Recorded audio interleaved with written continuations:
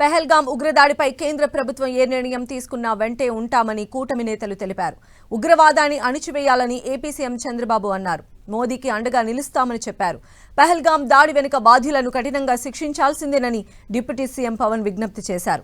అటు పాకిస్తాన్ పని పట్టేందుకు భారత్ దగ్గర మోదీ మిసైల్ ఉందన్నారు మంత్రి లోకేష్. ఉగ్రవాదాన్ని అణిచివేయడానికి ప్రధాని మోడీ గారికి కేంద్ర ప్రభుత్వం తీసుకునే ప్రతి చర్యకు మేము అండగా ఉంటామని ప్రతిజ్ఞ చేస్తున్నాం. मोदी जी, हम आपके साथ हैं.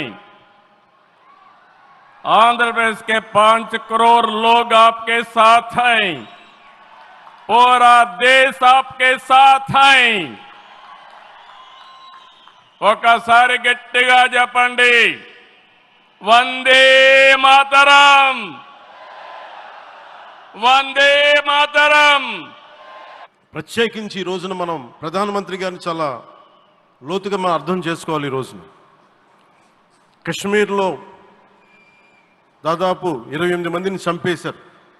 అలాంటి క్లిష్ట సమయంలో రాష్ట్రం, దేశం మొత్తం యుద్ధం వైపు వెళ్తున్న సమయంలో, అలాంటి కీలక సమయంలో ప్రధానమంత్రి గారు ఇక్కడికి వచ్చి లోపలంతా బరువు, గుండెల్లో బరువు పెట్టుకొని వేదన ఉండి కూడా అమరావతి రైతులు చేసిన త్యాగాలను మర్చిపోకూడదని చెప్పి ఇంత ఇబ్బందుల్లో కూడా ఆయనకు వచ్చినందుకు మనస్ఫూర్తిగా ఒక్కసారి మనందరం ప్రధానమంత్రి గారికి గౌరవ సూచకంగా మనందరం కృతజ్ఞతలు తెలియజేయాలి.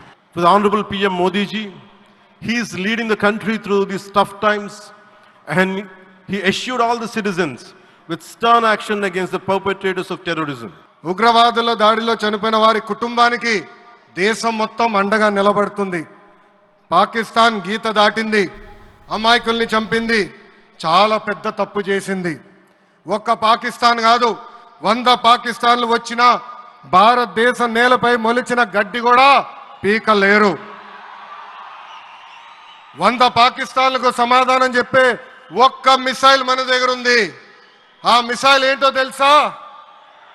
నమో గౌరవ ప్రధానమంత్రి నరేంద్ర మోడీ గారు.